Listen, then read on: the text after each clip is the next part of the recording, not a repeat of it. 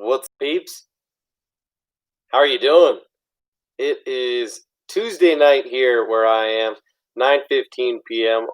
Whatever time it is right now, you watching this video, hope you're having a great day, good evening, and hope you enjoy this video. We are just going to hang out for a little bit, do a live stream tonight, talk about some unique baits, some of the stuff I've been posting about on Instagram that has caused some discussion, talk about some of the things that I've got tied on my rods right now, and some of the things that I've been up to, and just some of the baits that I'm trying right now. So hope you guys are having a good one. Hope you enjoy the video.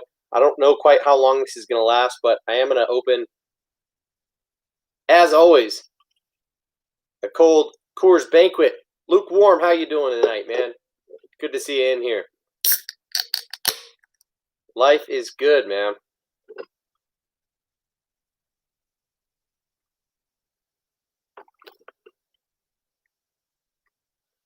Matthias, you're right on time, dude. Good for you. Matt's fishing mission in the house. Not too much, man. Just hanging out. Thought I would hop on and chill with you guys for a little bit tonight. Talk about some baits. I got a kind of a lot that I want to talk about. A lot of different baits that I've learned about recently just through trying out rigging different ways. Aaron's Outdoor, what's up, man? How you doing tonight? Good to see you in here. Hope you're doing well. Saw you posted an unboxing video recently, right, man?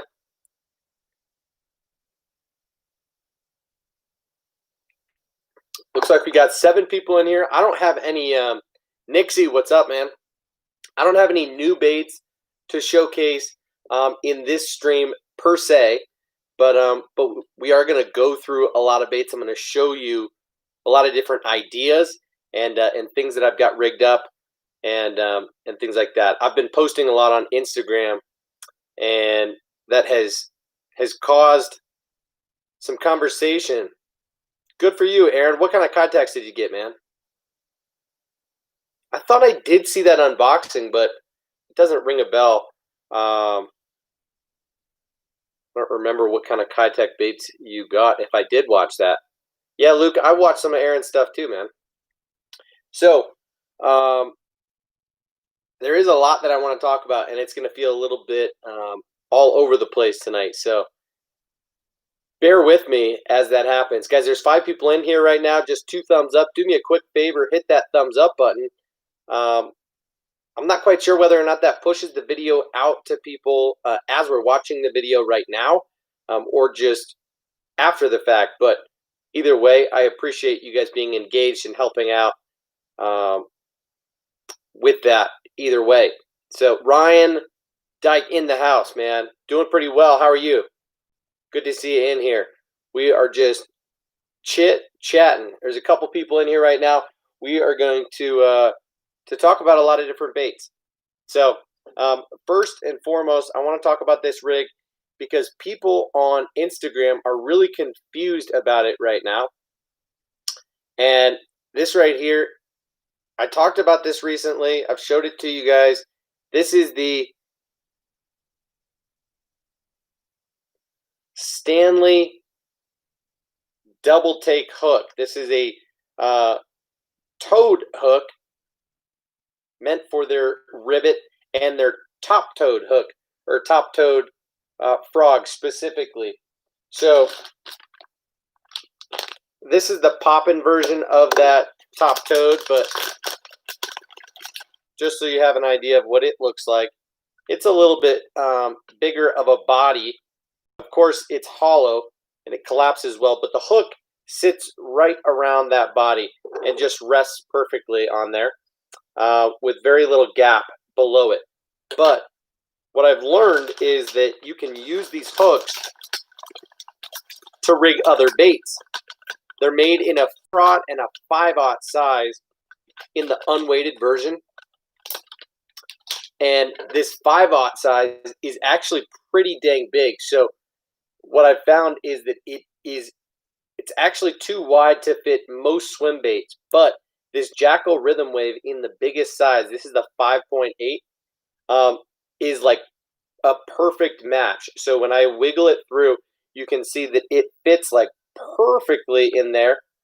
Now, people's concern on Instagram, one is that they didn't know that the nose is screwed in. There's a screw lock, right? Just like there would be on a swim bait hook or a toad hook, there's a screw lock in the nose of the bait. So that's secure there.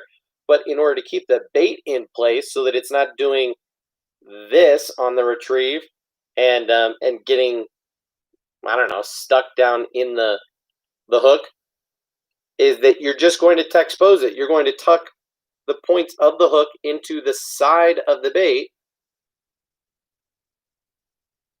like so. I mean, that's an aggressive display of it, but something like that, right, on both sides, and voila, you're going to fish it. Either weightless, like so, on top, you can wake this on the surface or in the very upper part of the water column, or of course you could throw a bullet weight on the front, and you could fish it however deep you want. So people on Instagram were acting confused about how this rig actually works. I'm not sure what it is from the picture because I gave people like 3 or 4 different angles on it. But anyway, that's a rig that I am pretty excited about. I think you could also use this on a few other baits. In fact, I'm just going to give it a try right now. I was thinking the Magnum Rage Bug is one that could definitely work, and I'm pretty sure I've got one handy that I've been bringing around with me that I've got rigged on a Tokyo rig right now. Just got this on a 5/0 Tokyo rig. I'm going to take it off of there and see if it fits on here, and I believe it will. So I'm going to go ahead and show you guys what that looks like real quick. 7 people in here, 6 thumbs up. What is up, guys? Ryan says, just getting organized to go fishing all weekend if the weather cooperates. Good for you, man. I am jealous. I hope to do some fishing over the weekend as well. Let's see here. So, as you can see, the length is right. Just going to slide it in sideways, slip it under, and you can see that the width is just about right. And once we expose this guy, Ryan, I don't want to hear it, man. Don't talk about my concentration right now. That's what she looks like, guys. Tucked in on both sides of the bait. Bam. And again, you could fish this, you could burn it on the surface like you would a toad, or you can fish this in the middle of the column. You can let it free fall, and you're going to have a ton of action on there. You're going to have 2 hooks, which is better than 1 in my opinion. So pretty cool rig there. Not sure how you guys feel about that, but Luke says that's a very nifty way to rig a swim bait. Yeah, I thought so too. A lot of people agreed, and a handful of people were actually rather confused. So wanted to at least show you guys what is up, be a little clear about how that thing works. Brian Waterman in the building. Good to see you in here, man. Hope you're having a good night so far, Brian. And Brandon Finsterwald as well. Good to see you as well. He says, do you watch Smallmouth Crush? Yes, I do. I was watching that live stream just a little bit ago. Not for very long because I'm with my daughters tonight. So I put them to bed just, an hour and a half, not quite 2 hours ago. And so, yeah, I tuned in just in time to see Travis do a little bit of a metal screaming on his stream tonight. So, anyway, I do like Smallmouth Crush. I think Travis is quirky, but really interesting good fisherman, all about the details, and I like that. So I've been watching him for a while now, and yeah. What about you, Brandon?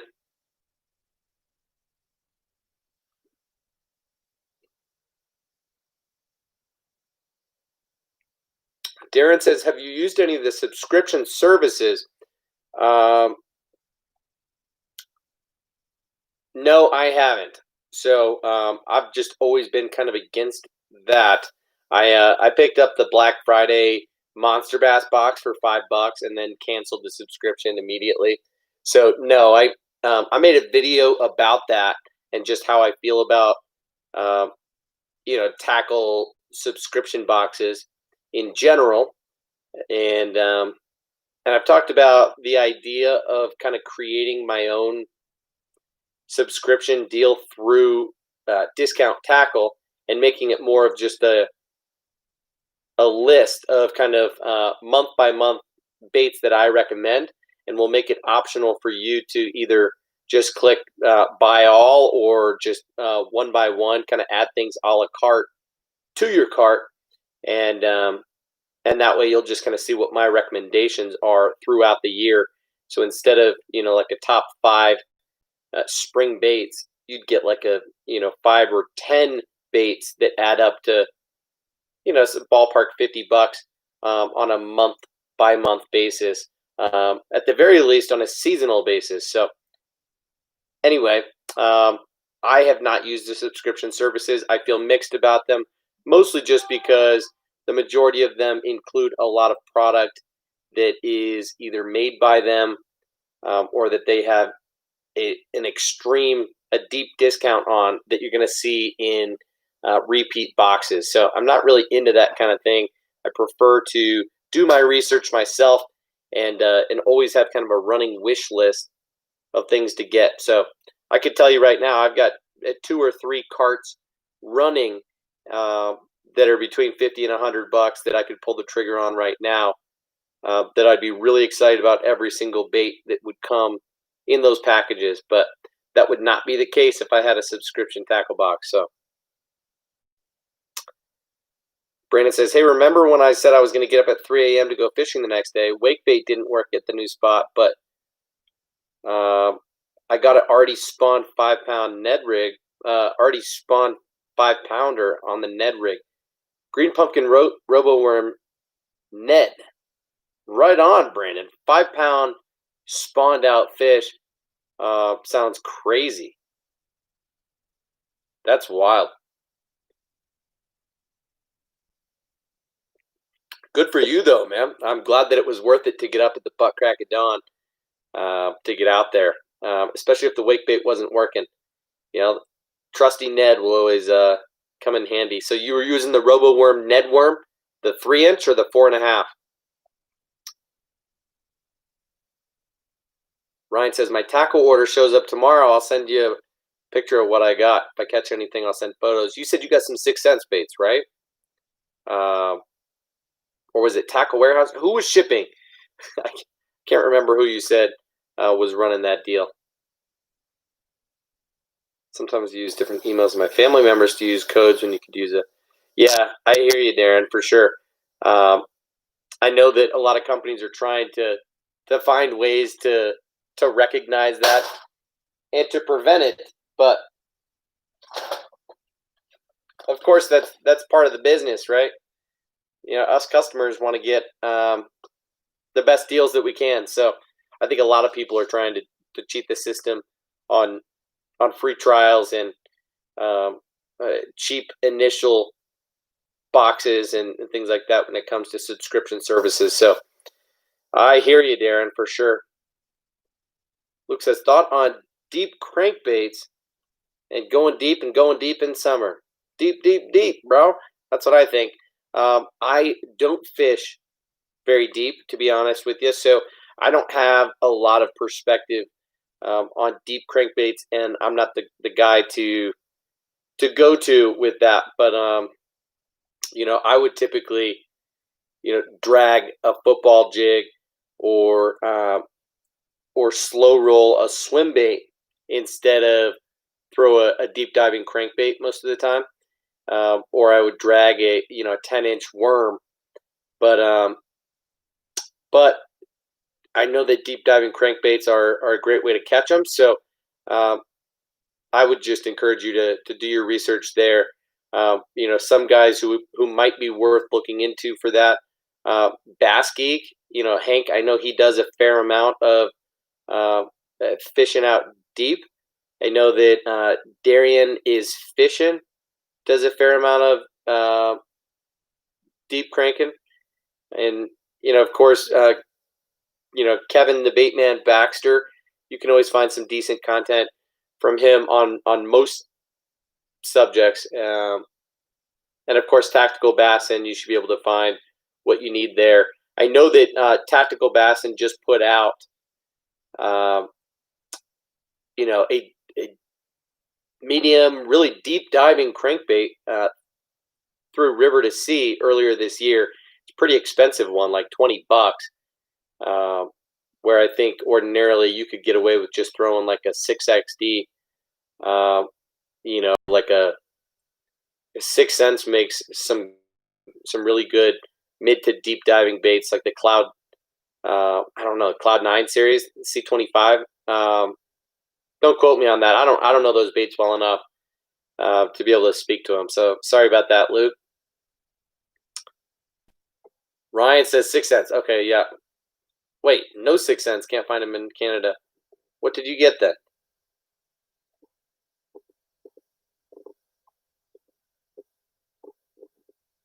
Ryan, what's your package coming from, dude? Brandon says it was a 3-inch Robo Nedworm on a 1/8 ounce. Lost my offset Ned. Never had luck with that Ned till yesterday. Interesting. Well, glad to hear you're a believer now. Sometimes it only takes one catch like that, man.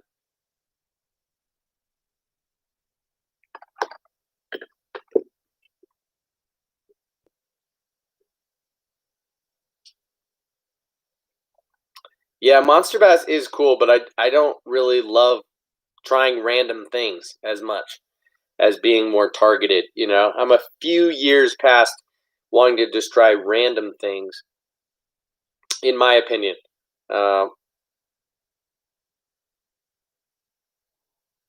There's just a lot of gimmicky stuff, a lot of new companies that they're trying to support, things like that I just don't always get behind. Darren says I'm a little confused on what happens after post spawn phase, like what really happens during the summer. So after post spawn, the fish just go deep, dude. It's kind of like winter. So that's the thing is you're not going to find as many fish up shallow. Now, of course, you'll get fish that migrate throughout the day just based on temperature, water temperature, and based on time of the month and in the moon phase. But typically, you can catch fish up shallow. You can catch them on top water in low light conditions in the summer. Because the water is warm, the fish are going to be more active when they're feeding. But during the heat of the day, the water is warm and the sun is hot, and the fish try not to move much. So essentially, they're just going to fish in low, or they're gonna eat in low light conditions when they have the advantage, and when they're not as sluggish, when they've built up their energy. So hope that explains it. If you're trying to catch them during the middle of the day, you're going to have to go out deeper. The fish are going to transition out deep as the sun comes up during the summer. So that's essentially it. Let me know what follow-up questions you have, though.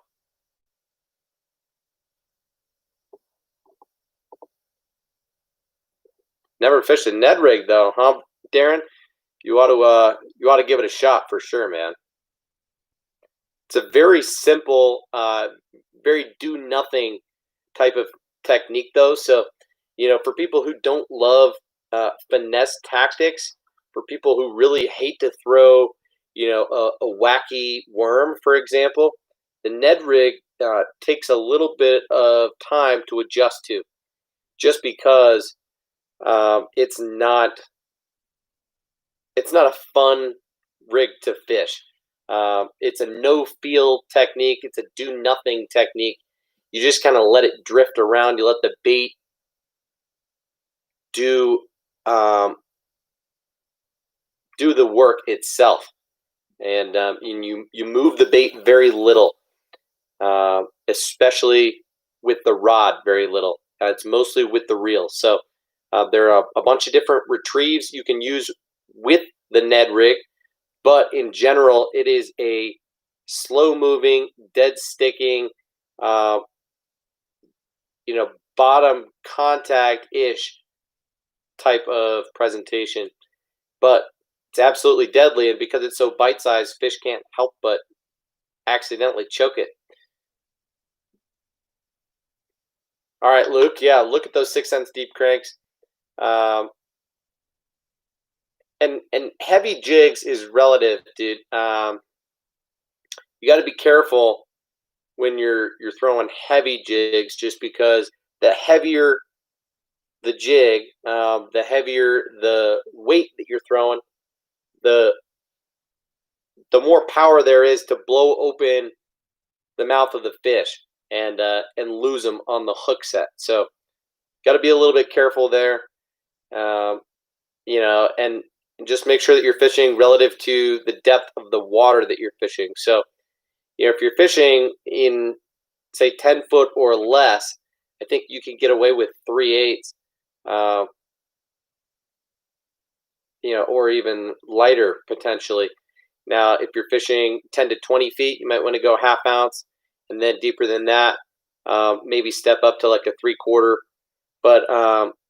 But again, you're going to have that issue. You're going to have to go to a heavier rod, and you're going to have to go to a heavier line, and then you still are going to have issues with hookup ratio, most likely. So,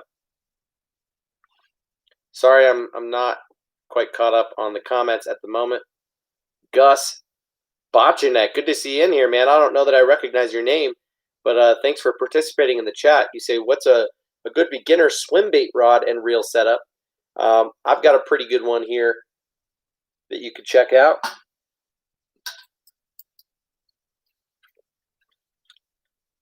This setup here is, I don't know, 250, less than $300 for the combo. This is the Dobyns Fury 795 SB. This is a swim bait rod rated for lures 1 to 5 ounces. It's a medium heavy power fast action rod. So they make the 805, which is a little bit longer and more stout, made for lures kind of one step up from this. But 1 to 5 ounces, with its sweet spot being kind of in that 2 to 3 ounce range. I find that it's a great beginner swim bait rod.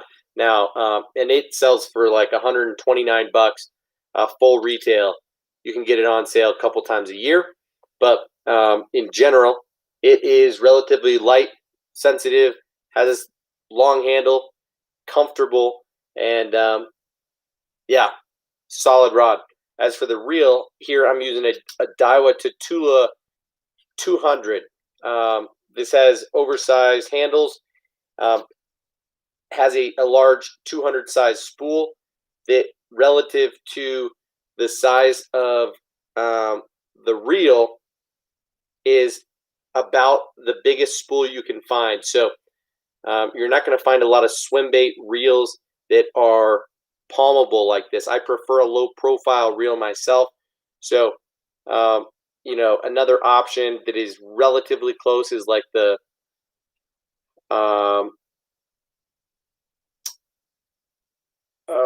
it's evading me right now.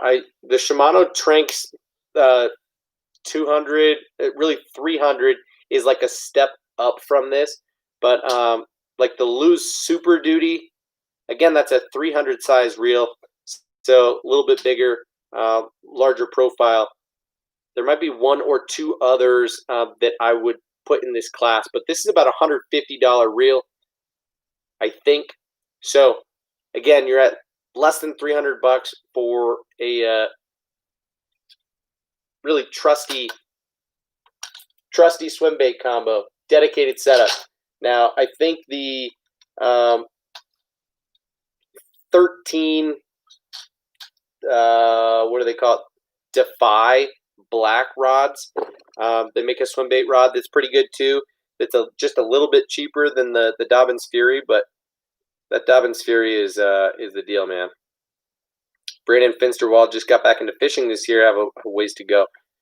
Well, right on, man. Tackle Depot out of Ontario. I hear you, Ryan.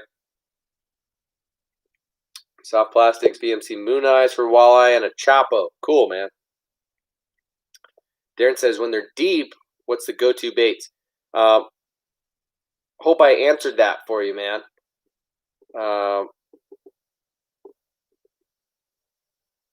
Jigs, Texas rigs, swim baits, and big worms. Essentially, you want to move slow, and then if the bite is absolutely dead, if you're not getting bit, I would downsize the presentation. Go to something like a Shaky Head, Nico rig, Ned rig. Go a little bit more finessey on them. Yeah, of course, you could downsize the size of your jigs as well.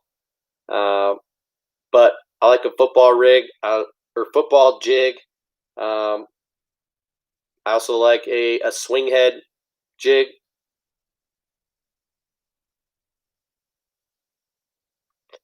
Brandon, I imagine that was a pretty wild ride on your kayak, man.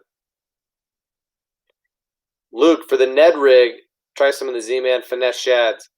Yep, absolutely. I do that, man. I do that pretty frequently, and I like it. Only thing is, I like to step up the size of my hook just a little bit because the finesse shads is a 4-inch bait, and so I've actually had a lot of fish not totally eat the bait. So I like to just step up the size of the hook ever so slightly, or you can rig that bait a million different ways. It's a good drop shot bait. It's a really good shaky head bait. It's a good chatterbait trailer even, but also awesome on a Ned rig. You're not wrong about that, Luke. Ray in the building. What's up, Ray? 6 cents, ding, ding, ding. Did you see 6 cents? Did you hear 6 cents?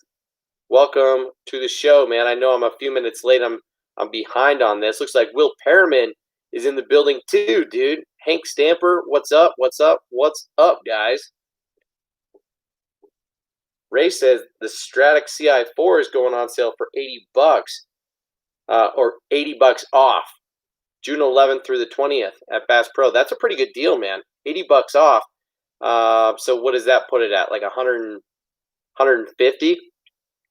That's pretty good.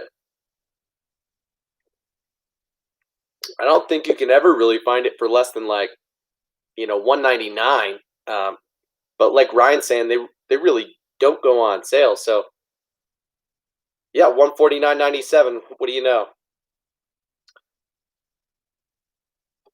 Well, wow, yeah, that makes me a little bit tempted, man. That's a pretty good deal, but at the same time, I need to take a step back because honestly, it's an awesome reel, but this Shimano is not really my jam. I'd rather have a Daiwa Tatula LT spinning reel than a CI4, and honestly, I know that there's some $30 different in retail price, but I prefer Daiwa over Shimano for a couple reasons. Mostly just the bail and the drag and the way that it feels when reeling. The rail handle. It's just personal preference. So anyway,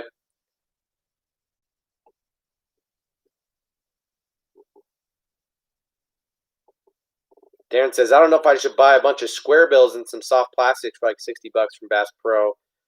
I don't know if it's worth it because I don't have too much money. I hear you, Darren. Don't buy stuff if you don't have the money, man. Got caught up in the KBD 1.5 colors. I hear you. Yeah, the sales will come back around, Darren. So if you're tight on money, don't spend beyond your means, dude. Ray's got to get it.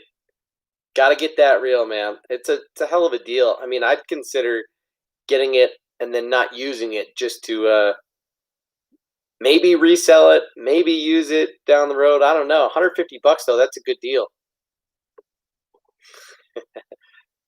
Tell the wife it's a present to yourself. It's Father's Day. She can't get too mad.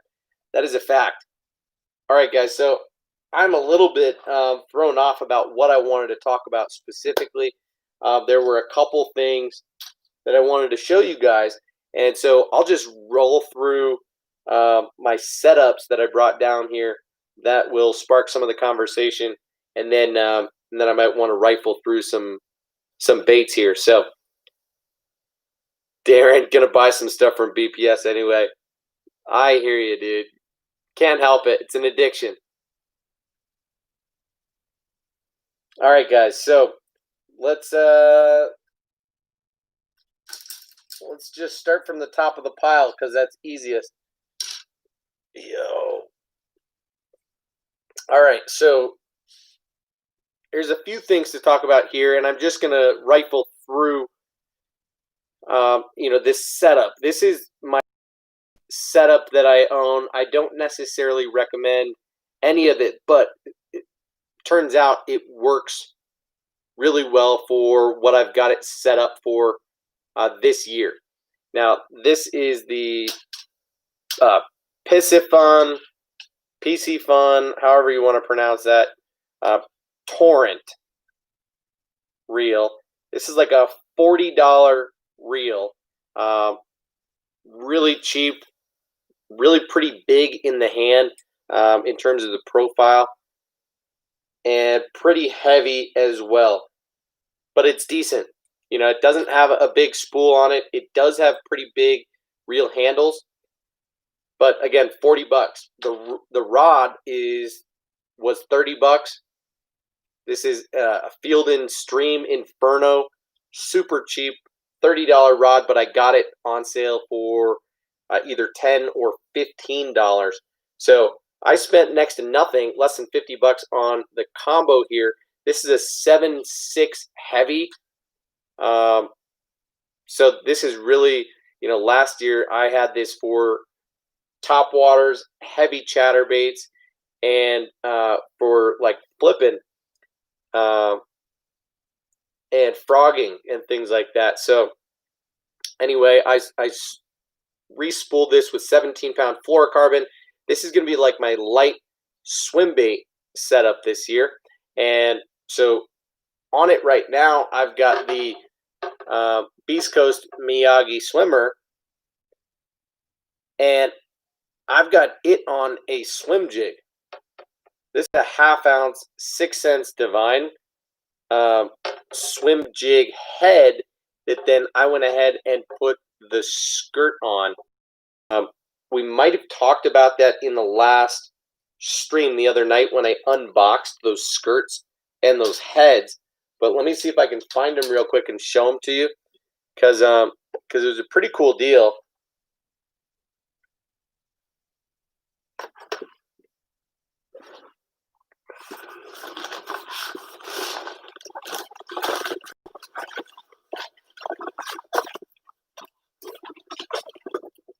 All right, so yeah, here's the head.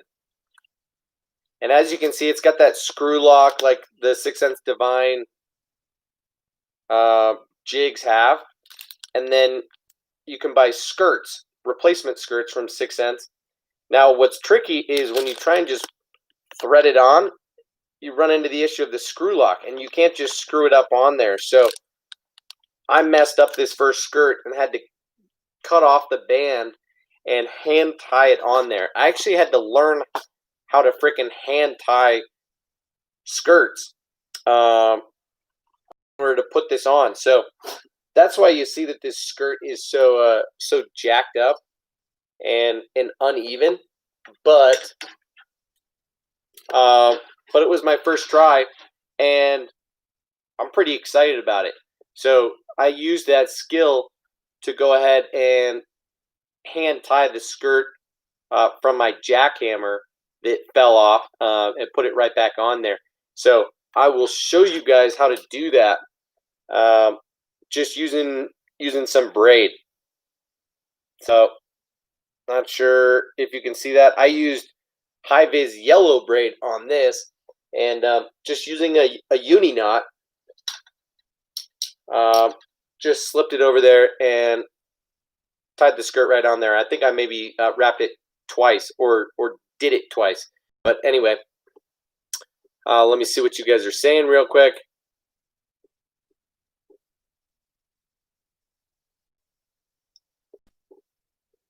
Will Perriman, you have both the CI4 and the Tatula LT. What do you think about those, man? Tell me what you think about the difference between the reels. What are your preferences and why? It's all personal preference, right? Everybody's got their own preference, but why do you prefer one over the other, man?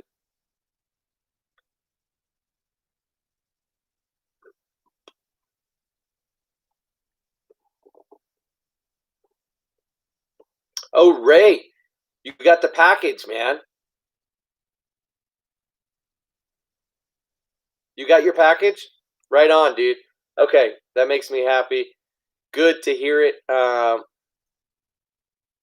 Text me after, and we can talk about it. I sent you a pack of black and blue TRD bugs, didn't I? I don't know if you fish the Ned rig or if you fish micro jigs at all, but that bait is wicked, super durable, and very versatile. I think if you could throw that on a Ned rig or on a drop shot, and you'll absolutely slay with that thing. I think you could let your kid fish with that, and he will catch a ton of fish on it. So anyway, let's move on to the next combo.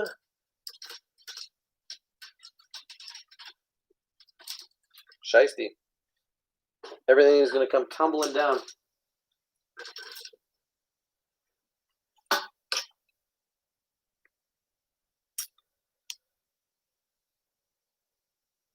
Oh, stop. Well, I'm glad that you got them, dude. I think it's super fun that we did the exchange, and I'm happy that you're able to try out that Firecraw jackhammer and rig it up the same way that I've got it rigged. Honestly, I've been enjoying it as of late, and you should too. So Ray officially has this setup right here in his own hands. Tell me, this trailer right here with that red top, I mean, gosh, even if I remove all the little skirt, you can see the colors on top, the colors on bottom. It matches flawlessly with this bait. And the kicking action is wicked. So I absolutely love this. It thumps a ton. It stays relatively high in the water column, and it's easy to fish. And I've caught a good handful of fish on this bait so far. I've probably logged, 5 to 10 hours on it. A little bit of chipping on the blade and on the head of the bait, but that's what happens when you fish it. So fish it around rocks a little bit, and I've caught probably a half a dozen on it so far. So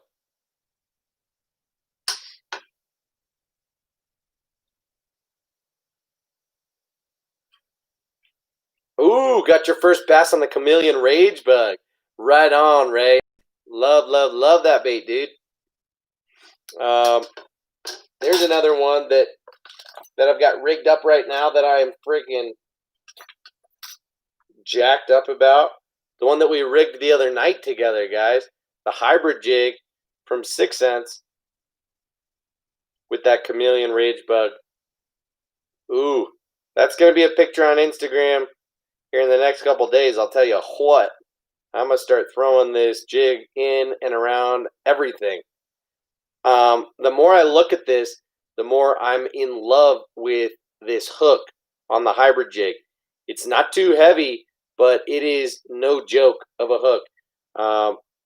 It's a true medium wire, and I love that. So, you know, a little 3/8 ounce jig with a medium wire hook, and that's all I need. You know, I've got this football jig with more of a medium light wire hook on there, and with that 6 Cents skirt, rigged that on the last stream. Pumped about these couple jigs that I've got rigged up right now. You know, in that same box, I've got the CFL Freedom Chatterbait with a Magnum Rage Menace grub on there. So anyway, back to the combos that we've got rigged up. Will says, I'm a Shimano guy for life, but I really wanted to try other midline products. Sure. Really like the LT. Yeah, man, I love the LT. Think it's super smooth and super lightweight. LT, light and tough. That's a fact. Ray says, and Tyler, oh, while drooling over the fire craw, I noticed something I've never had, oddly, and that the jackhammers list the weight. What? What do you mean they list the weight? Oh, yeah, on the bottom of the head, dude, for sure. That's a big part of the appeal of the bait, dude, is that they list the weight on the bottom. So you'll notice that I gave you a 3/8 ounce fire craw and a 1/2 ounce Heights hot craw. So that's because I like to swim the fire craw one more, and I like to hop the Heights hot craw off bottom more. That was probably my most effective bait in the spring of last year, in 2019, was the Heights hot craw jackhammer with a Falcon Lake craw Rage Menace grub.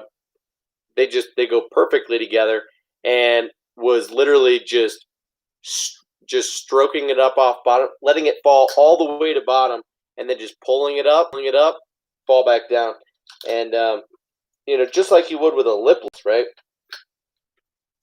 Here's the combo right there, guys, and the actual bait too. Still have it. So tell me this color combo isn't flawless. Green pumpkin on top, red on bottom. As you can see from the way that I fish it, and that's that half. Can you see that? 1/2 ounce. Look at the head. That's because it's hitting bottom every time, and then I'm dragging it and ripping it up. So it's hitting the bottom and dragging on whatever is down there every time I pull it up, and it goes, and then it's falling back down. And usually, when it hits the bottom or when I pull it up, then they'll snatch it. So I had a ton of success with this specific bait last year, but I like to play around, as you know. So right now, I've got the Thunder Cricket. This is the Chartreuse Blue, and I've got it rigged with the Kitech Swing Impact as a trailer. This is a 4-inch skinny swim bait. This is not the Swing Impact Fat that everybody knows, but rather the standard Swing Impact, and I've cut the tail off. So this is essentially just a worm behind the bait, and it literally just adds a little bit of weight, but is an extremely fishy tight action, and it fishes very low in the water column. So tons of thump on this bait. Really like this color combo. I threw this exact trailer with the tail on to catch one of my biggest fish last year on the B-Height Delight jackhammer chatterbait. Here's that trailer, by the way. Keitech Saltwater Series Swing Impact 4-inch. I posted today on Instagram about this bait and about how it's awesome, but I don't necessarily love the way that they're packaged. You see the way that the tails get twisted up. You know, they're not protected in clamshell packaging like these. So, you know, you pull these out of the pack and half of them are twisted up. So on a chatterbait, it works great to just chop the tail off. Doesn't affect the action at all. Though, if the tail is good, this is one of the few swim baits that I do recommend and would suggest working just fine on the back of a chatterbait. The action of it is just a little bit wider. It doesn't thump quite as hard. It can match the speed of the blade quite a bit easier than a normal paddle tail swim bait. So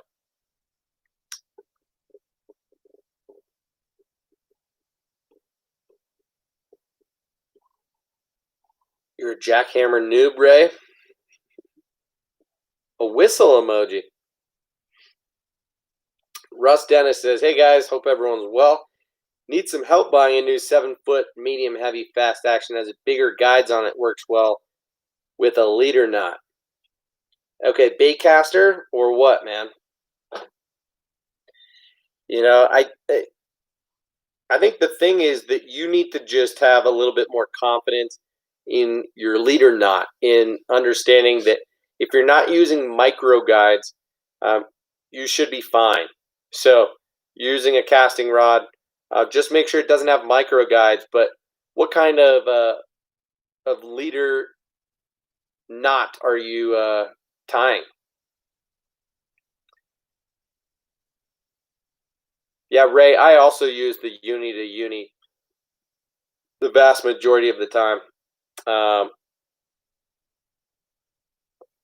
And I also don't have any problems with it. So Alberto knot, okay. I do wonder.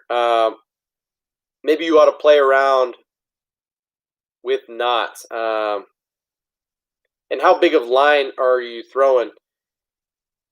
Medium, 7-foot medium heavy. Are you throwing 15-pound line or less? So you're throwing braid to leader, right? Tell me kind of what your setup is.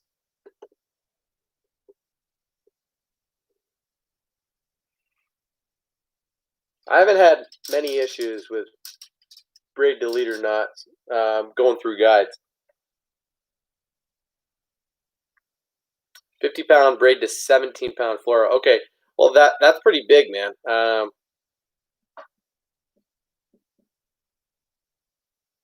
That's fair. So yeah, I would consider the uni to uni or the FG knot.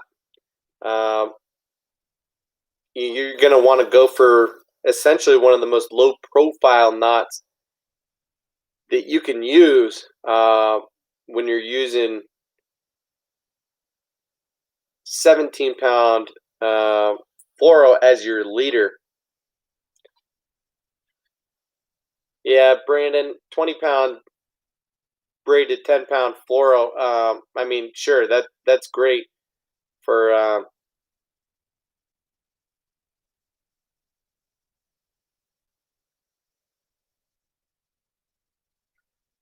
Russ doesn't have an issue with the leader. He's not going to change his knots. He just wants a new rod, guys.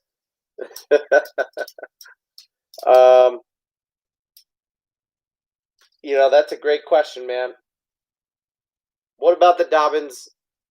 What about the Dobyns Fury line, dude? What's your budget, Russ? Yeah, you can't go wrong with the Dobyns Fury line of rods. So,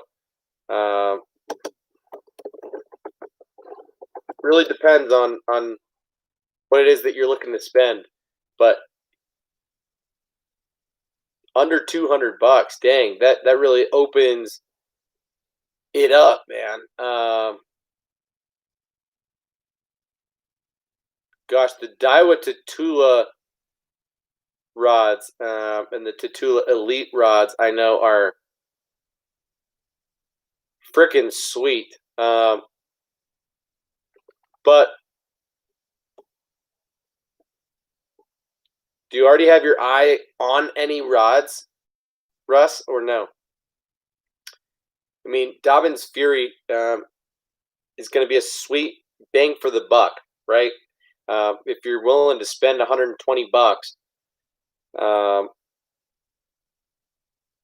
you're not going to break the bank. You're not going to fill your entire budget, but you're going to get something that's light, sensitive, and it gets the job done until you start really craving something a little bit more technique specific. So you say something, 7-foot medium heavy, that's going to cover, a wide range of techniques where you'll be able to do a lot of different things with it. And yeah, a worm and jig rod, I think you're.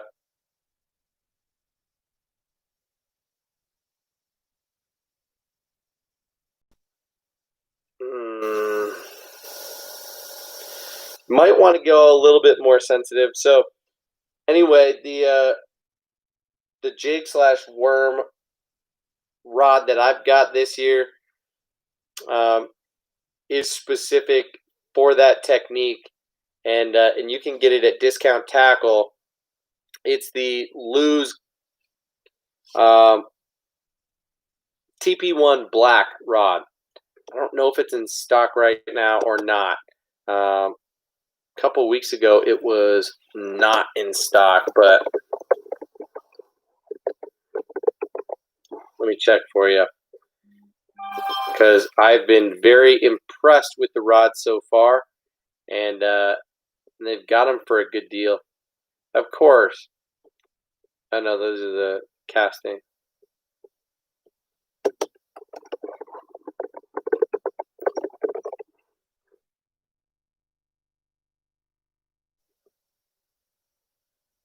Those were spinning. We want casting. Wow, they're all sold out. Come on, man.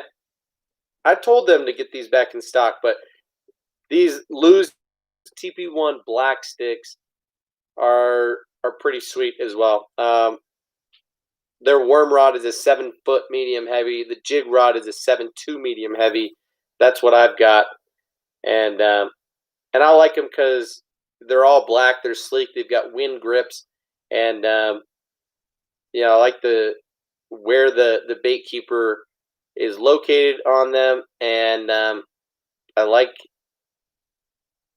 the exposure to the blank. The rod is made from an HM50 material, which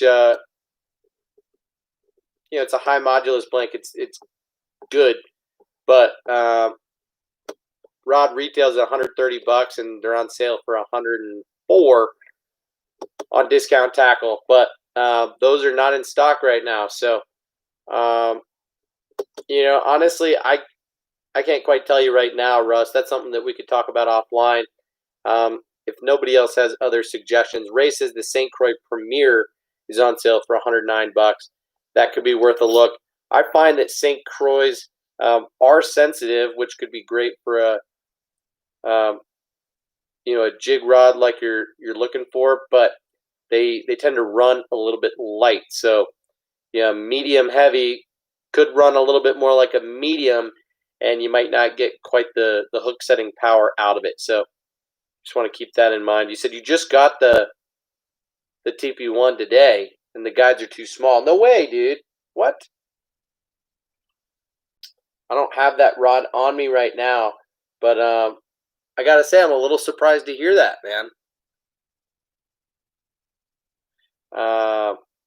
Sorry to hear that.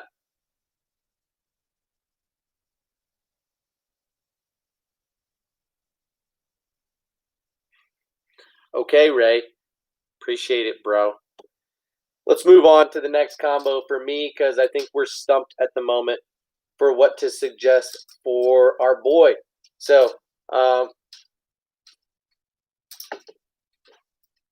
if you can find this rod, Russ,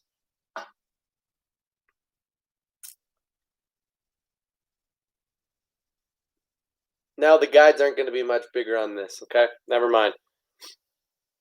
This is my frogging setup for this year. I'm also going to punch a little bit with it. I've talked about this setup before. This is the Lew's Carbon Fire Speed Stick. It's got wind grip up top and EVA foam down below. This is a 7.3 heavy,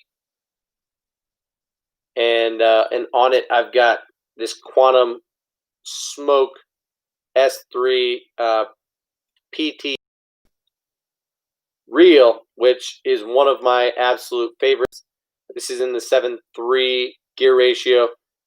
Got straight Power Pro braid on there, and I've got a Z-Man Leapfrogs on there. Talked about this frog. It's a brand new frog. I think you can only find it at Dick's right now. It's shaped a little bit unique. You can see it's got a very tall body and a keeled profile. So look at that. A little bit different than most frogs, but look at that collapsibility. I mean, I am barely pushing down on that frog. This thing collapses incredibly well. So I look forward to fishing this frog a little bit more, catching some fish on it, and giving you guys a little bit more of a legitimate review on it once I've caught some fish on it.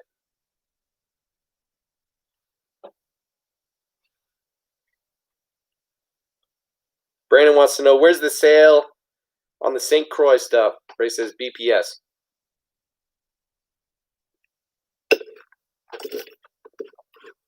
Ooh, break out another $50 and get the Shimano X Pride.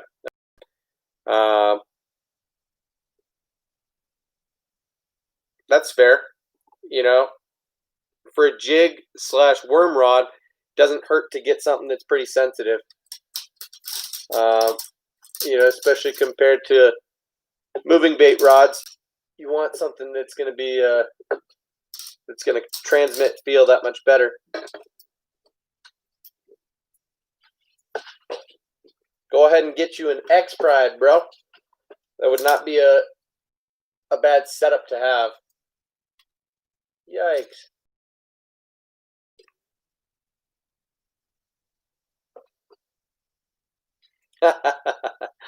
Ray, that's funny. Yeah, you could always go with the Lew's, and if you don't like it, then Ray will just take it for free. So here's my cranking setup for this year. Love it, love it, love it. Daiwa on Daiwa. This is the Tatula SV TWS reel in the 6 gear ratio. That gold color indicates the gear ratio. This is the Daiwa Tatula shallow cranking top water rod. It's a 7-foot medium. Regular action, I think they call it. And yeah, on it I've got 12-pound P-line tactical fluorocarbon. This is the 6 cents Axis. Guys, I mean, this bait right here, I took it out and threw it for a little while the other day, and I will say that the action on this bait is super erratic, very wide wobbling, rolling action. So not only is it wide, but it rolls, and it will go off track and come back, and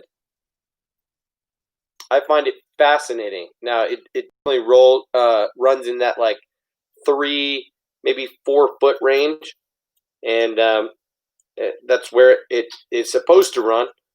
But so far so good. I've found that it runs over cover, rocks, and wood extremely well. It's very buoyant bait, and I love it. Haven't caught a fish on it. Fished it just the one time for, I was out for a couple hours, and it was one of the baits that I threw for a little bit. But I got a feel for how it fishes, how it looks underwater, and it is pretty wild action. I will just say that. So I would not fish it during the early spring when the water is cold, with the action being so crazy on it.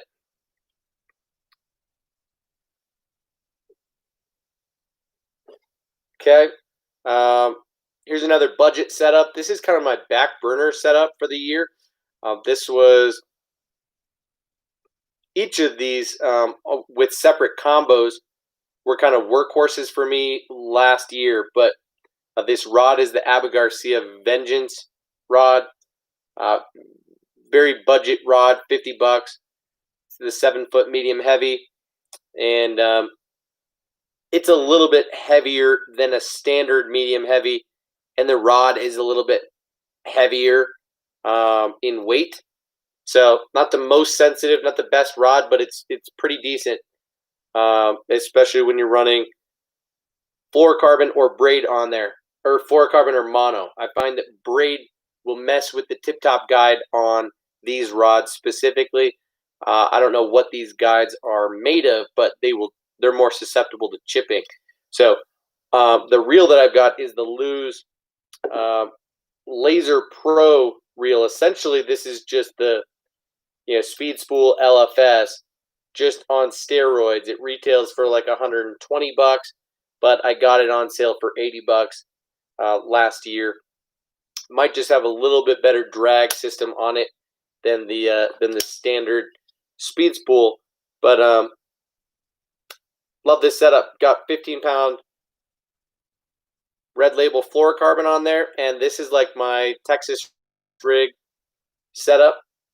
So I've got a 5/16 ounce bullet weight, not pegged, and on here I've got a 6/0 EWG monster hook from Gamakatsu, rigged on this 5.75-inch Rage Swimmer that I recently picked up. So got that Texas rigged without the weight pegged. So let that fall and let the bait follow behind. Just adding the weight to let the bait get down a little bit deeper, faster, and to swim a little bit lower in the column. So I'm excited to try this bait and this rig out. Haven't really fished a swim bait on a Texas rig much, but had somebody suggest it to me more recently. So cool thing is I will be able to swap out this bait for other soft plastics that I will fish on the same rig, just oversized soft plastics. So an example would be like the 5-inch Pit Boss, the Papa Pit Boss, or like I showed you that Magnum Rage Bug from Rage Tail, or another swim bait or something like that. So just a larger profile soft plastic, maybe a big worm, like the 9-inch Grubs from Z-Man, or a 10-inch Power Worm, something like that. So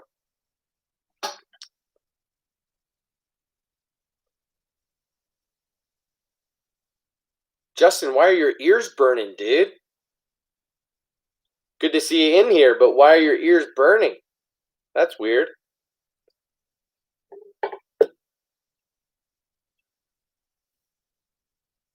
Oh, okay.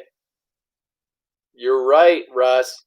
So here is one of my TP1 Black setups. This is the custom black reel with the TP1 Black rod. They do make the custom black as a combo, but I managed to find 2 of the reels by themselves for cheap, and then I got a good deal on the rods to pair with those from Discount Tackle. So kind of made my own combo, but you're right, these guides are pretty micro themselves, so might be a little small to send your knot through those guides.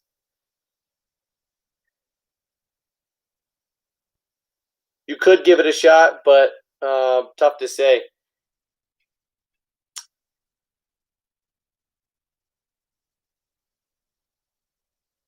I am gonna run braid on my other setup. I just haven't spooled it yet. So anyway, I can talk out loud in a minute here. This is really my jerkbait setup, but of course I've got a freaking chatterbait on here right now. This is a 6/8. Yes, 6/8 medium, moderate, fast. Lew's TP1 Black. So this is a jerkbait / topwater rod. Yeah, 6/8 allows you to work the bait quite a bit. To jerk it down, right? So topwaters and jerkbaits, you might want a shorter rod like this 6/8. That medium power and more moderate action are going to allow you to keep fish pinned on treble hooks, especially once you get them hooked on a jerkbait or a topwater. So topwater walking baits and jerkbaits are primarily what I've got this set up for. But today I was actually throwing a couple different baits, unorthodox baits I wouldn't ordinarily set up or throw on this setup. First, I was throwing the Chase Baits Prop Duster.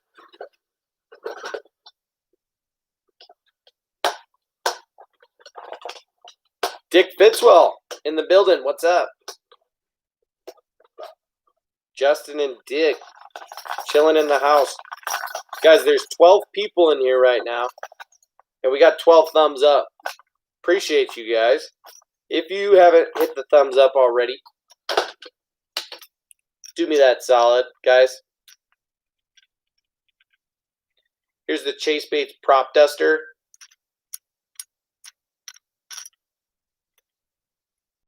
This is the smallest size of 3 that they make the Prop Duster in.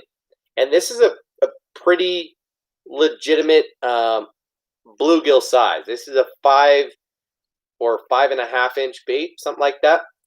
And I like it pretty well.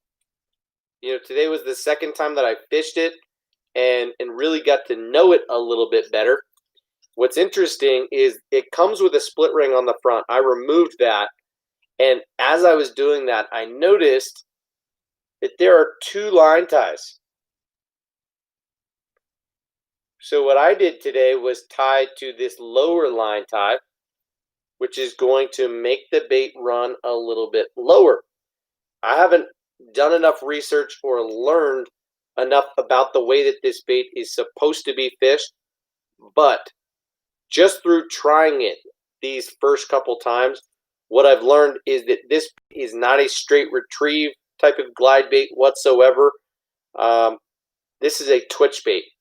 So it works quite well when you work it on medium and even harder twitches. And so mostly just on single and double twitches, kind of 1, 1, 2, 1, 1, 1, 2, will really make the bait kind of dart and do what it needs to do. It gets a little bit unnatural when you start working it too fast, and the bait starts rising and blowing out. And when you run this on a straight retrieve, it kind of has a little bit too dead of an action. So interesting. I don't know how it fishes on top versus middle or on that lower line tie, but I actually kind of liked it on the lower line tie. Got used to it as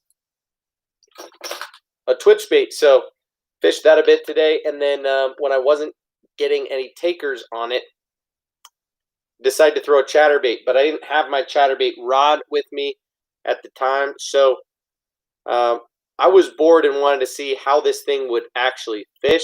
This is a completely homemade setup. Just hooked myself pretty good. Now I'm bleeding. But check this out.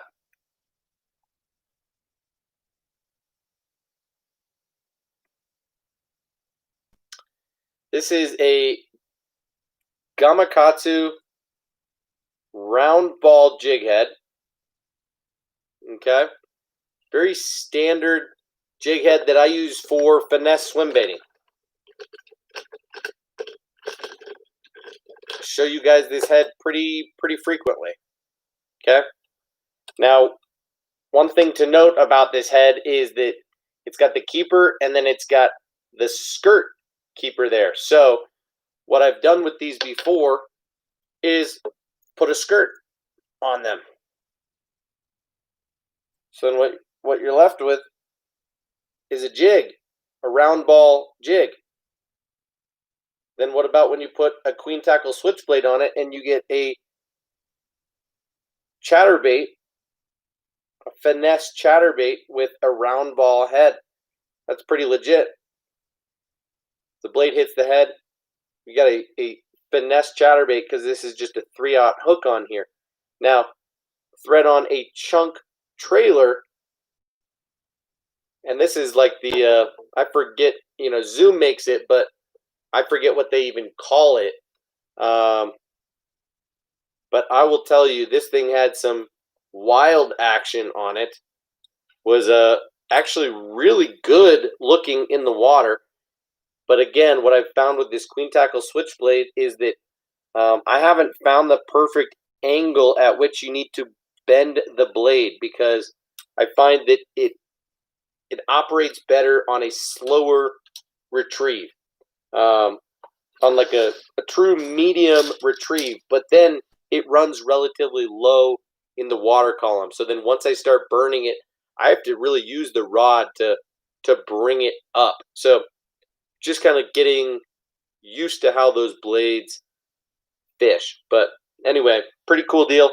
We've got one more rod and reel setup, and this one I've been talking about but didn't actually have spooled up until just the other day when I recorded a YouTube video, which will be posted soon here. But this is my go-to spinning combo for the year. This is a nice little all-around, do-everything spinning setup. So it's a St. Croix Triumph, kind of their low-end $100 rod. This is the 7-foot medium light power fast action rod. It's made for lures 1/8 to 1/2 of an ounce, and I like it quite a bit. Only thing I don't love about it is that you don't have direct connection to the blank when holding the rod. So what I've been doing is actually choking up on the rod and holding this upper portion more and keeping one finger on the rod. And I've been fishing it like this, as opposed to here, just because I'm sure the sensitivity is fine like so, but when you're not actually touching the rod blank itself, I find that it makes a little bit of a difference, at least in my experience. So the reel that I have on here is a Daiwa Exceller LT. This is the 2500 series. This is an $80 reel that on sale at Discount Tackle for $65, $64 and change. and I absolutely love this reel. Buttery smooth, and that bail just opens and closes silently. That drag is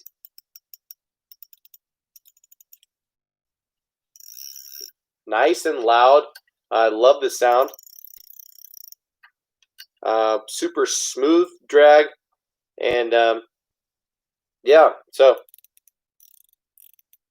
sounds a little bit plasticky when you adjust the drag, but whatever, that's fine. And the handle is rather big and long. I personally prefer that with this spinning reel, just because I'm fishing baits a little bit slower with a spinning reel, so to not have to reel quite as much is pleasing to me. So anyway, this is my go-to setup for the year. Retails for less than $200. Nice, pretty budget, yet also pretty sensitive spinning combo here. So those are the baits that I have tied on right now. I've got 20-pound Suffix 832 high vis. I think they call it neon lime braid on there, and I've got that to a 8-pound Seaguar InvizX leader, and on it I've got the, what is this? The Z-Man Flashback Mini Chatterbait. This is the 1/8 ounce size, and got the Strike King Rage Ned Bug on as the trailer. Caught two fish on this today. So it was kind of nice to christen the rod, break it in a little bit. Also caught one on a rig that I think I've got just sitting loose in my backpack. I'll show you if I can find it.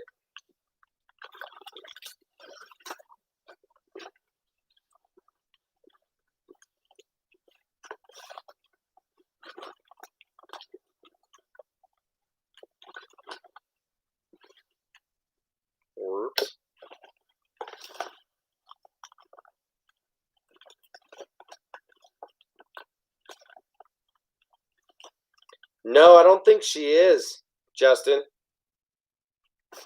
She never showed up.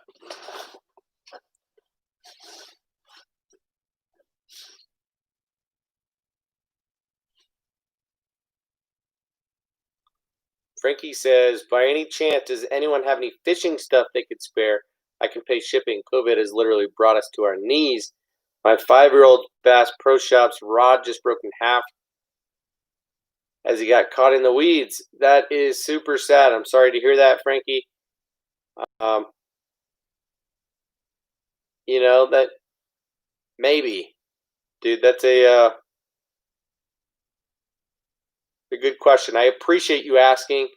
I might have, you know, a spare setup that I could spare, but I don't know that it would be ideal for your 5-year-old, to be honest. Like, I have a 4-year-old, and I'm trying to get her an ideal setup right now, but the stuff that I use doesn't usually suit her well. So I don't know what to quite tell you. Depends on what you're looking for, man. Hey, Ray, be nice. Always got to have that focus and concentration. From Tyler.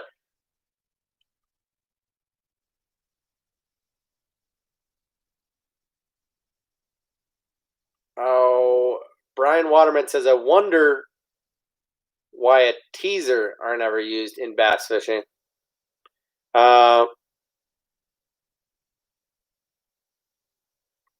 When you say teaser, do you mean like that?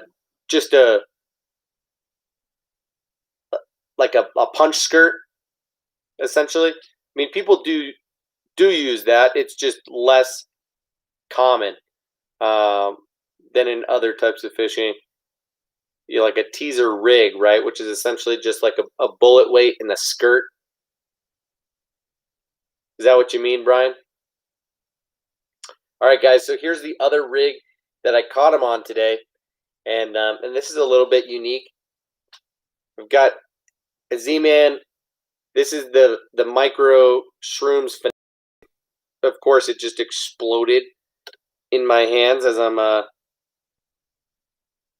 pulling on it.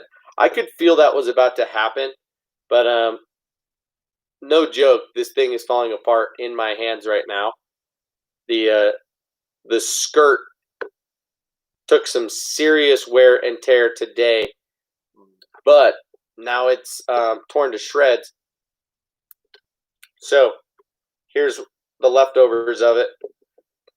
But I had the micro jig and the TRD craw cut down on the finesse jig, the micro jig, and that was down below a drop shot. So I tied the drop shot on a Palomar and to the tag, some 18 inches down below, I tied the micro jig. So instead of tying, you know, a 1/8 ounce drop shot weight, I tied this 3/16 ounce jig. And so I've got the jig on the bottom and the drop shot 18 inches up from the bottom. Initially, I had the drop shot rigged weedless, okay? Like so. Nose hooked, just so the tip is not quite coming out of the nose of the bait. So you get a bite, you set it through, and you get it. However, I was running into the issue of not being able to properly set the hook. I'd get bites, and then by the time I'm setting the hook, the fish is spitting the bait. So I was having issues, had to go to a much more exposed presentation, but wasn't getting bites here, but rather on the jig down on bottom. So got 2 bites on the micro jig today, which was running below a drop shot. So pretty cool deal. You know, it was going fly fishing last week that got me thinking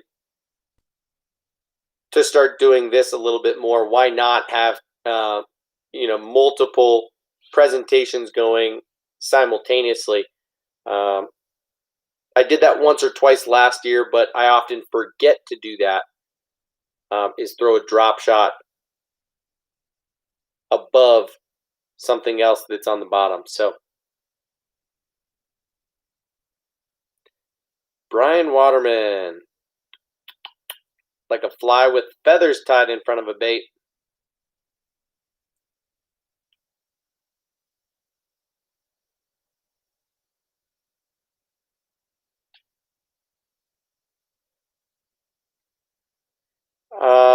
You know, that's a great question, man.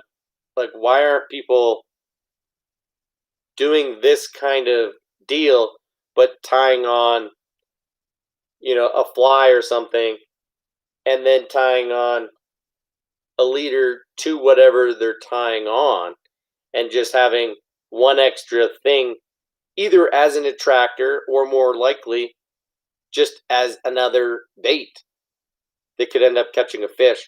So, great question, Brian. I really have no idea why that's not more of a thing in bass fishing.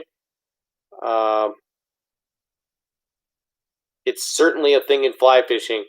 The guide that we had last week, it was a week ago today. Some of the people that were fishing around us were throwing streamers, throwing huge flies, weighted flies, and stripping them really fast, just working the rod tip and you know, throwing heavy 6 and 7 power rods and just blasting these big trout. Now the rest of us were drifting like normal, and our guide had us rigged up with what he called a happy meal. So he literally Colorado's a 3-hook state, so we had 3 flies on, and on the top he runs like a stone fly or a larger profile fly, and then in the middle he's usually running an egg or a worm. Of course, these are flies only. This is fake, right? So not throwing soft plastics or live bait or anything like that. But in the middle is either an egg or a worm, and then on bottom is like a midge or whatever's hatching at the moment. So Happy Meal kind of covers your big, your generally most appealing, and your little. And we were slaying them usually on the middle. That French fries was getting the best of them. They were eating the worm. This guy had some ridiculous worms that he would make homemade. He would get the chenille and he would put a lighter to it and make it curl up and change color. So he would get this natural colored worm, and when he would put the torch to it, and he'd get it to twist so it was like an S shape, and then it would be a little bit burned and have this super natural look to it. He had a whole bag full of them, and the cool way that he rigged them actually is that he would just take an overhand knot and he would slip the worm into that overhand knot, and he would just put the worm on the line without a hook. And then a lot of times he would tie a hook some 3 inches behind the worm, or sometimes no worm or no hook at all, just using the worm as an attractant.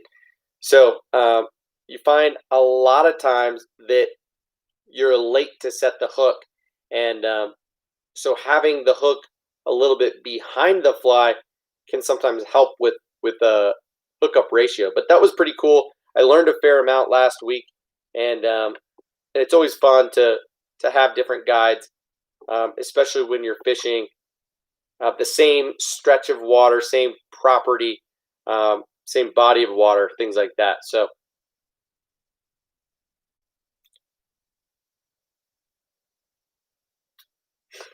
Ray says Bass World steals everything from the salt guys. Maybe. It's interesting.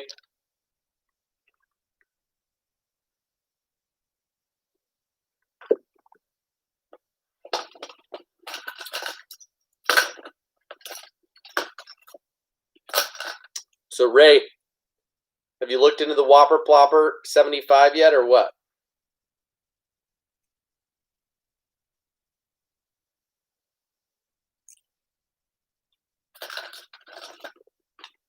That is a must-have topwater bait for 2020. All right, this is a Whopper Plopper 75.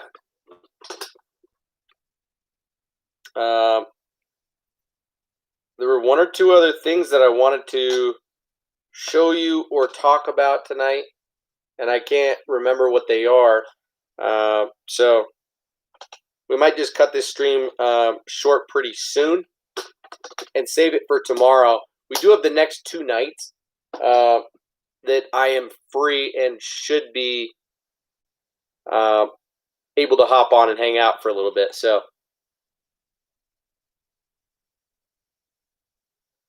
Ray's on a no tackle lockdown. Not good, man. Not good. I've watched a little bit of the heavy hitters, just like recaps, and yeah, it looks like good stuff though, man.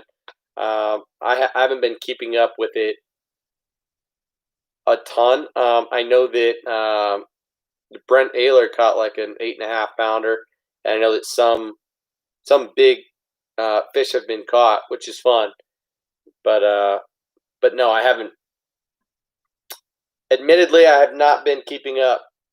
Have you, Brian?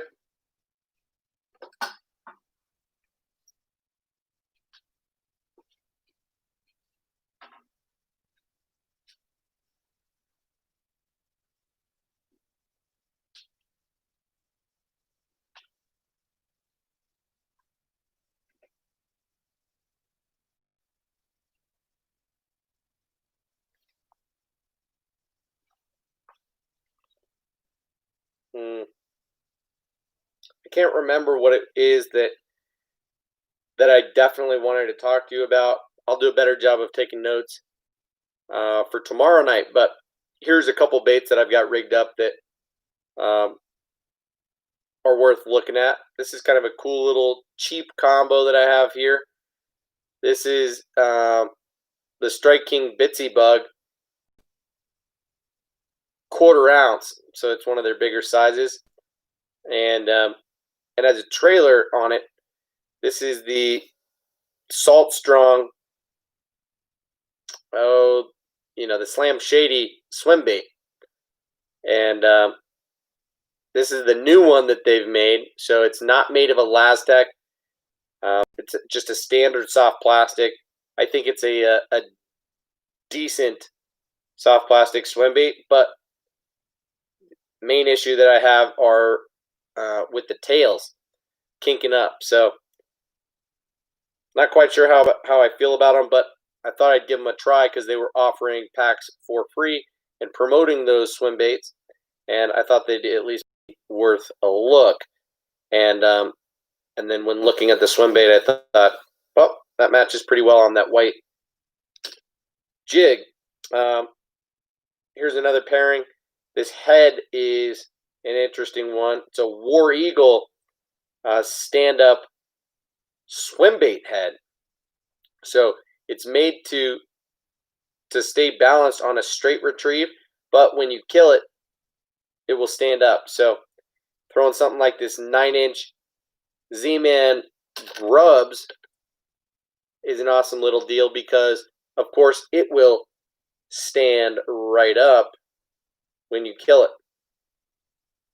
Swim it. It's going to have a ton of action, and then kill it, and it will stand right up. It's not going to lay down, so it'll have a really interesting action on it. It does have a weed guard and a medium light wire hook, and as you can see here, it has a wire bait keeper, which is holding that Elastec on there quite well right now. So, like that a lot. Wire bait keepers and Elastec go hand in hand. This is a rig that I'm going to start using more as the water continues to warm up. The weather continues to stay super hot. I'm going to start dragging this around. This is a motor oil color, very old school, awesome in multiple light conditions. Big worm does well in the summer, so I'm excited about that rig as well.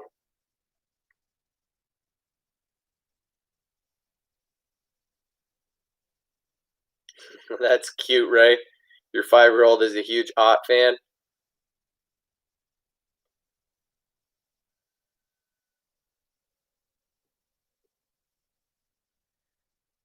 All right, here's the last rig that I've got set up right now that I'm pretty jazzed about.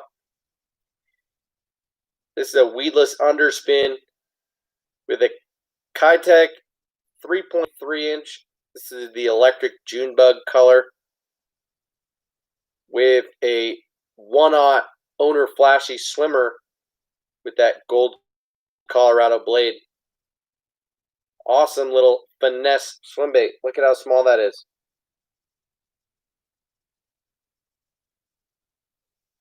Looks much bigger until I actually give you a little scale. So we were talking about it before, but in comparison, the little 2.8-inch size is a little bit too small for me. You know, in comparison, the 3.3 just dwarfs the 2.8. The 2.8 looks just absolutely minuscule next to the 3.3, and yet the 3.3 is a small bait. You compare it to the 3.8,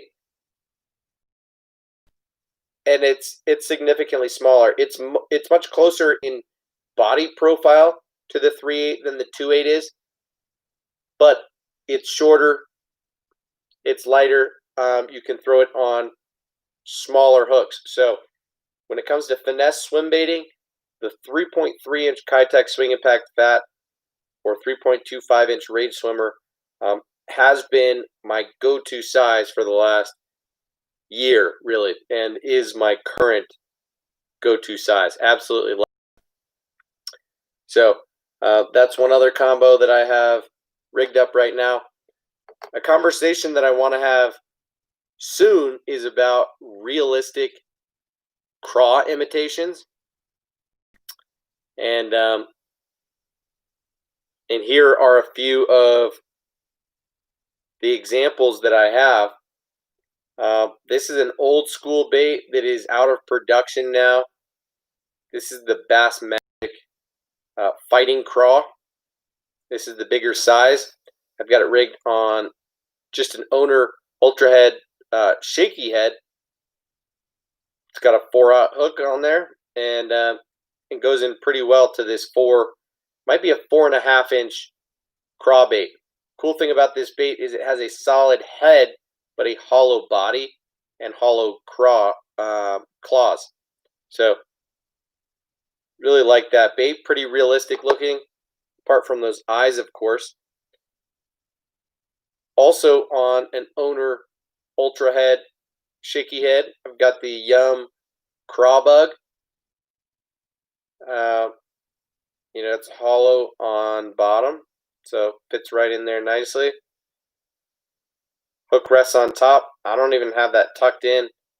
That just pretty much rests right on there.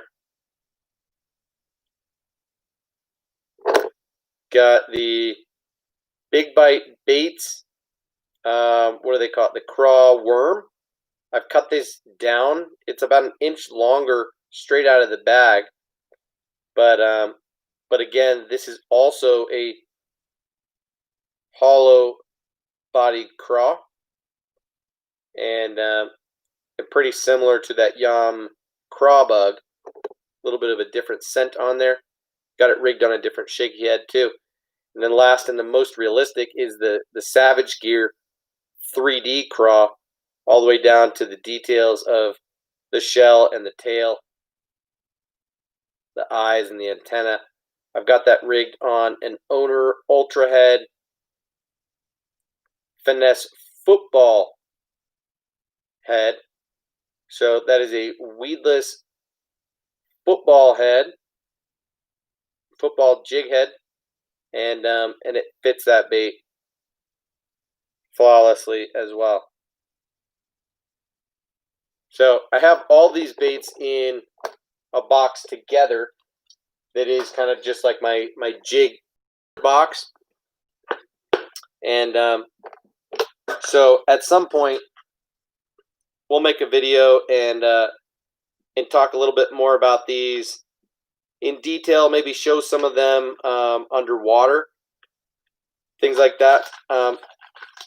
I've got these in one of these Plano boxes, where on the other side I like to put these clamshells that I was talking about. So I like to use the Rage Tail Rage Chunk as well, and I can fit 4 packs of them in the side here.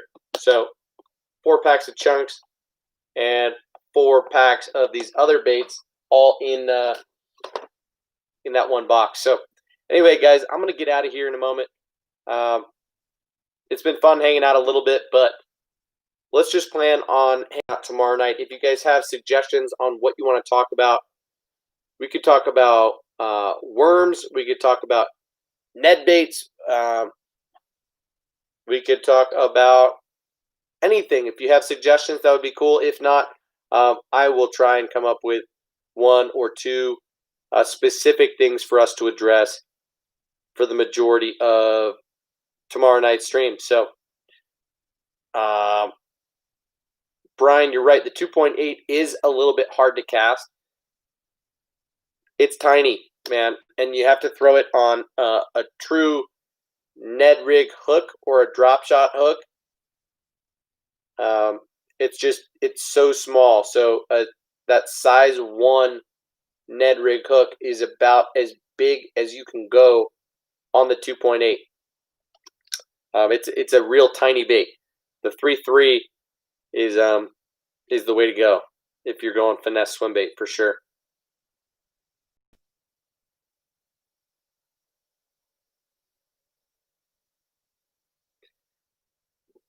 I hear you, Brian. And I do record a fair amount of my fishing adventures. It's not very well-rounded content is the problem. I don't script things out, and I don't talk to the camera very well. So I find that just when I edit my fishing footage, it tends to be very unnatural the way that it comes together, and it doesn't watch very well. So I can show you guys individual fish catches, and that's what I posted a lot of last summer. Tons of just one-off cast to catch videos, but those don't get any sort of views. People aren't interested in watching that kind of stuff. So people really want to learn kind of how to fish certain baits, best baits for certain times of year. I know, generally speaking, kind of how to blow the channel up. Just haven't gone out of my way to do that. And I appreciate hearing you say that you'd like to see me fish my baits, but yeah, you say practice and get better will help you grow. Yeah, I hear you, and I'll take that to heart as well. So you're right. It just comes with time. I just prefer to be a little bit more of an educational fishing channel than an entertainment fishing channel, if that makes sense. So I'd rather be talking to you guys, explaining what I'm doing and why, as opposed to just going out, having fun, and making super cool videos. That's a little bit less my style. As much as I'm into photography and even videography, I'm not into editing. That is not as much my game. So Ray says I'd like to see a fly fish. Sure, man. And I'll post some of those catches from last Tuesday here in the next couple of days. If I can learn a little bit more about live streaming, it would be fun to be able to show you guys videos while we're hanging out right now, and for me to just pull up, a few fish catches and scroll through some of the footage from like last Tuesday and show you what that property looked like, where we were fishing, what we were throwing, that kind of stuff. But anyway, good to know that you'd like to see some fly fishing content as well, Ray. You're not the first person that said that, but in general, I don't think most people who find my channel and are into bass fishing content are wanting to see fly fishing stuff as well. But no worries, Brian. Not a big deal. I really appreciate the feedback. I'd always love to know what it is that you guys want to see more of, how you'd like to get to know me more, or just what you'd like to see come out of this channel. So appreciate the feedback. I'm going to cut it off right there, guys. I hope to see you back tomorrow night. Same time, same place, same beer, as always. Hope you guys have a good rest of your night and a great day tomorrow. I will be with my girls. Chilling. Not sure if we're going to go fishing or not. Probably not. But see you back here tomorrow night, guys. Cheers. Thanks for hanging out.